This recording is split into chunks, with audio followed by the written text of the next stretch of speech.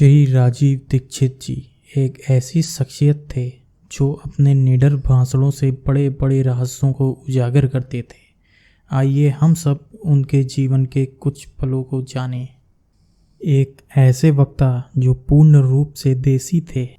आइए हम सब राजीव जी के कुछ भाषणों को सुनें और उनके जीवन के बारे में जानें। जितना पाठ हम पढ़ते हैं, जो अभ्यास करते हैं, वो सब मैकॉले का है। पाठ्यक्रम बिल्कुल हमने नहीं बदला 63 साल के बाद भी। मैकॉले ने यह पाठ्यक्रम बनाया था भारत में कारकुन तैयार करने के लिए।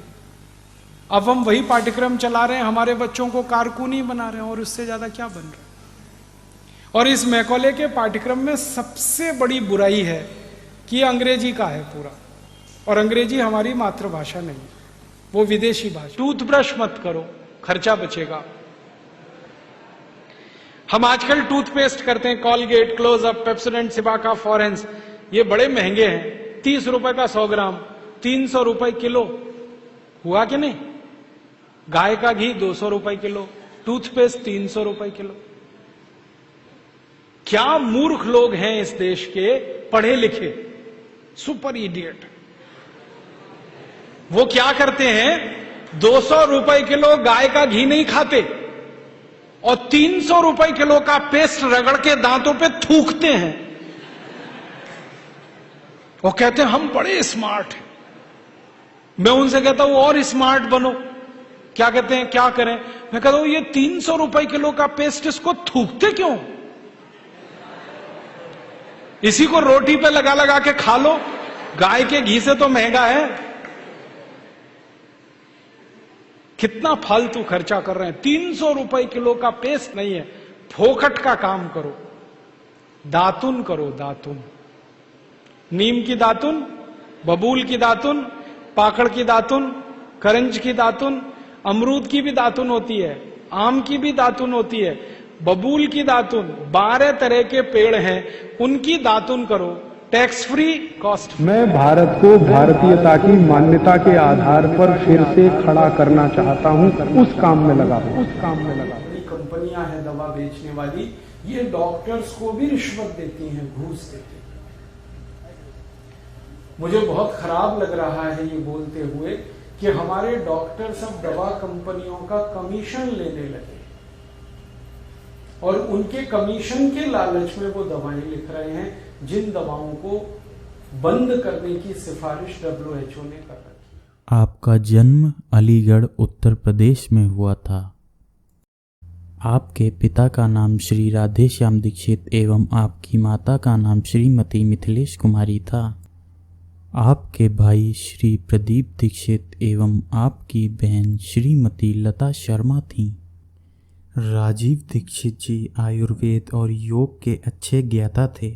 वे स्वदेशी के हिमायती थे और देश में बनी वस्तुओं को बढ़ावा देने की बात करते थे। अपनी सभाओं और कार्यक्रमों में लोगों को एलोपैथी को छोड़कर आयुर्वेद को अपनाने की सलाह दिया करते थे। फिरोजाबाद से इंटरमीडिएट तक की शिक्षा प्राप्त करने के उपरांत उन्होंने इलाहाबाद से बीटेक तथा भारतीय प्रौद्योगिकी संस्थान कानपुर से एमटेक व फ्रांस से पीएचडी की उपाधि प्राप्त की। उन्होंने कुछ समय भारत के वैज्ञानिक एवं औद्योगिक अनुसंधान परिषद CSIR तथा फ्रांस के टेलीकम्युनिकेशन सेंटर में काम भी किया।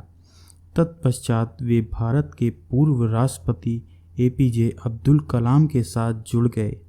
इसी बीच उनकी प्रतिभा के कारण CSIR में कुछ परियोजनाओं पर काम करने और विदेशों में शोध पत्र पढ़ने का मौका भी मिला। वे आर्य समाज के संस्थापक दयानंद सरस्वती, पंडित राम प्रसाद बिस्मिल, भगत सिंह, उधम सिंह और चंद्रशेखर आज़ाद जैसे महान क्रांतिकारियों से प्रभावित रहे। उनकी मृत्यु कैसे हुई आज भी एक रहस्य बना हुआ है। जो व्यक्ति अपना सारा जीवन होम्योपैथिक औषधियों के ज्ञान का प्रचार प्रसार करने में लगा दिया, वो कैसे दिल के दौरे से मर सकते हैं। वर्ष 1991 में जब स्विस बिजनेसमैन आर्थर डंकल विदेशी प्रत्यक्ष निवेश पर भारत सरकार के साथ बातचीत करने के लिए भारत आए तब राजीव दीक्षित ने सहयोगियों के साथ मिलकर उन पर हमला किया। अपने अभियान के दौरान वे विदेशी प्रत्यक्ष निवेश, विश्व बैंक, संयुक्त राष्ट्र इत्यादि की दृढ़ता से आलोचना करते थे, जो मीडिया में काफ़ी विवादों में रहा। अपने भाषणों में वह पंडित जवाहरलाल नेहरू की कड़ी आलोचना करते थे। एक बार उन्होंने एक विवादास्पद दावा किया कि भोपाल गैस त्रासदी America company union carbide corporation के द्वारा नियोजित थी। वर्ष 2010 में जब अचानक उनका देहांत हुआ तो किसी को भरोसा नहीं हुआ। राजीव दीक्षित एक व्याख्यान के लिए छत्तीसगढ़ गए थे। वे दुर्ग जा रहे थे। रास्ते में उनकी तबीयत खराब होने लगी और दिल का दौरा पड़ा, जिसके बाद उनको अस्पताल में भर्ती कराया गया, जहां डॉक्टरों ने उनको मृत घोषित कर दिया। किसी ने कहा हत्या तो किसी ने साजिश। राजीव दीक्षित की अचानक मौत के बाद तमाम तरह की थ्योरी सामने आई। उनके समर्थकों ने हत्या और साजिश की आशंका जताई। साजिश का आरोप भी बाबा रामदेव पर लगा, लेकिन दीक्षित का निधन कैसे हुआ इसकी और ठोस वजह आज तक पता नहीं चल पाई। राजीव दीक्षित और बाबा रामदेव के बीच काफ़ी नज़दीकियाँ भी थीं। दोनों के साथ भारत स्वाभिमान आंदोलन की शुरुआत की थी। राजीव दीक्षित इस ट्रस्ट में सचिव थे।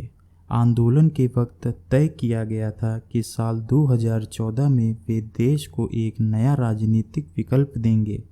निधन वाले दिन हुई थी बाबा रामदेव से बात।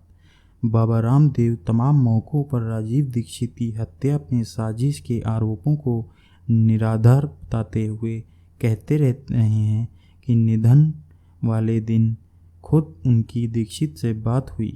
जब तबीयत बिगड़ी तो उन्होंने दीक्षित को एलोपैथी दवा लेने का सुझाव दिया, लेकिन उन्होंने इनकार कर दिया।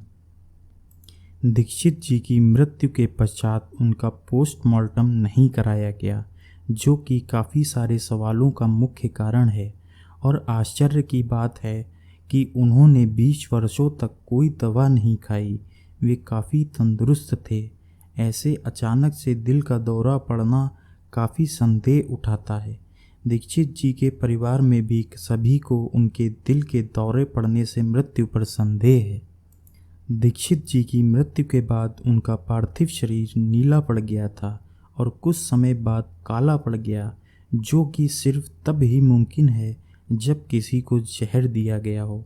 उनकी अंतिम यात्रा के कुछ पल। यह है राजीव भाई की मृत्यु की असली वीडियो।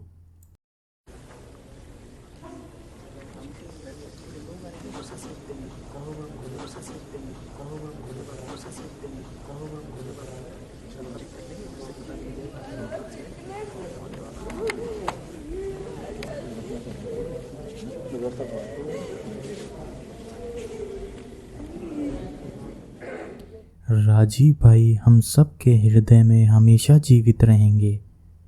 धन्यवाद।